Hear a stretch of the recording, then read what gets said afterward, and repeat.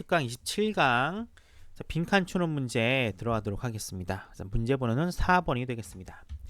자, 문장이 일단 위드로 시작을 합니다. 자, 어떤 내용이 나올지 예상하셨죠?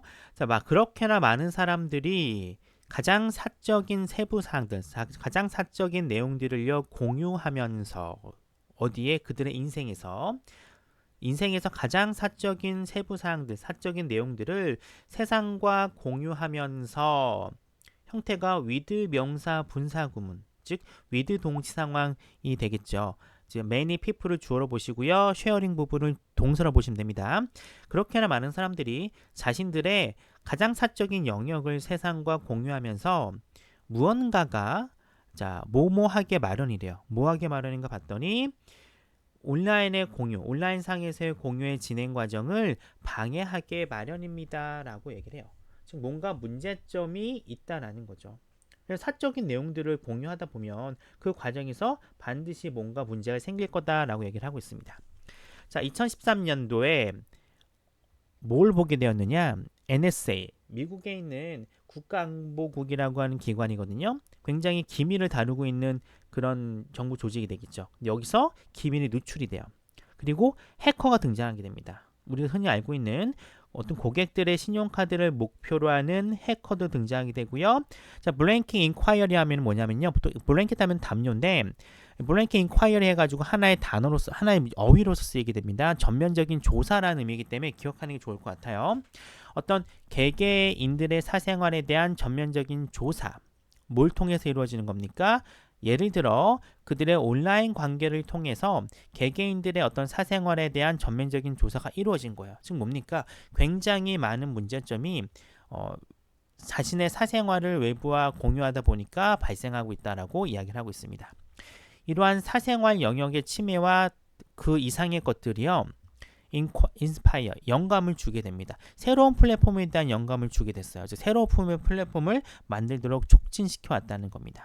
근데 이 새로운 플랫폼이라고 하는 건 어디에 기반을 두고 있느냐? 사용자들에게 주는 것에 기반을 두고 있습니다. 무엇을 줍니까? 디지털 경험을 주는 것에 기반을 두고 있는 새로운 플랫폼을 만들게 되었습니다. 그렇다면 이러한 디지털 경험이 어떤 특징이 있느냐? 뒤에 설명이 나와요. 자, anonymous, 익명성이 보장이 되고요. deleted, 지워질 수가 있습니다. 그리고 secure, 안전해요.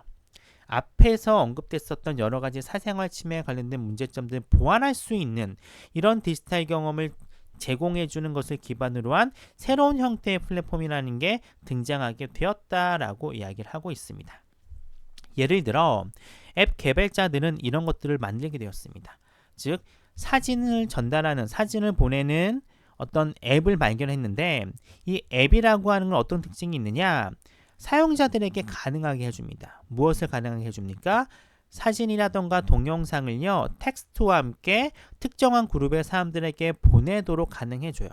그리고요 시간 제한을 통제할 수 있게 해줍니다. 이 시간 제한이라는 게 뭔가 봤더니 얼마나 오랫동안 그들이 보낸 메시지를요 1초에서 10초 정도가량 볼 수 있는지를 정할 수 있다는 거예요. 즉 보는 시간을 정할 수 있다는 거죠. 즉 뭡니까? 어떤 파일에 대한 통제권을 강화한 그런 앱이 등장했다라고 보시면 돼요. 그리고 이 뒤에 나오는 이 end 컨트롤 같은 경우에는 이 enableds와 병렬 구조로 이루어진 게 아니라 enableds의 목적보인 to 부정사 있죠. to send와 병렬 구조를 보여요. to send and control입니다. 보내고 통제하도록 가능하게 해주었다라고 해석해 주시면 될 것 같습니다. 자, 이 타임 제한이 끝나요. 아까 제시했었던 1초에서 10초 사이라고 하는 타임 제한이 끝났을 때 메시지는 더 이상 이용 가능하지 않게 되고요. 사용자의 앱 서버로부터 제거가 됩니다. 그러니까 어때요? 자동으로 삭제되기 때문에 이게 누출될 이유는 없겠죠. 자, 이런 식으로 사용자들은 삐리리 할 수 있게 되었습니다. 라고 글이 끝납니다. 자, 전반적인 글은 사생활 침해, 인터넷을 통한 개인의 경험의 공유가 벌어졌는데 그의 반작용으로 사생활 침해가, 즉 사생활에 관련된 정보 많이 노출이 된 거예요. 이러한 것들을 막기 위해서 파일에 대한 통제가 강화된 앱들이 발명되게 되었다라는 내용이 주로 나옵니다. 자, 빈칸은 결론이죠. 사용자들은 빈칸할 수 있게 되었다. 자, 파란색 부분 보시면 뭐가 가능해요? 공유할 수 있는 자료에 대한 통제권이 강화됩니다. 그런 내용이 들어가 주면 되겠죠. 1번 그들의 디지털 사용 흔적을 통제할 1번은 가능성이 있습니다. 2번 전기 소비를 줄인다. 전기 소비는 언급이 안 됐어요. 3번 자신들의 휴대전화 저장 공간을 늘리는 겁니까? 아니죠. 4번 온라인 친구들 쉽게 관리할 수 있는 것도 아니에요. 5번 원할 경우에 데이터를 분석할 수 있는 것도 아닙니다. 즉 통제권이 강화됐기 때문에 정답은 1번이 정답이 됩니다.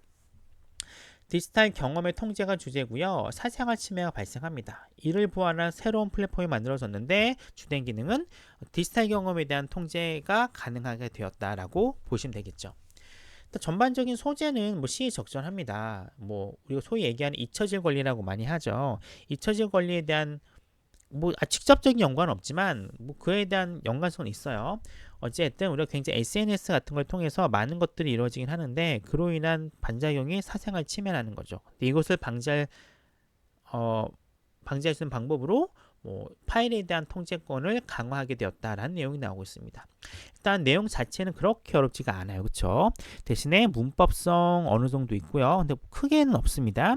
어휘성은 좀 있다고 보여요. 어휘성이 있고요. 그리고 these 같은 게 나오고 for example 나오기 때문에 글의 순서도 가능성이 있습니다. 특히 이제 이 디지털 시대에 여기서 많이 발생하게 되는 어떤 개인의 정보에 대한 누출이라든가 사생활 침해 같은 것들은 굉장히 큰 이슈이기 때문에 충분히 이와 관련된 내용의 다른 지문이 나올 수 있겠죠.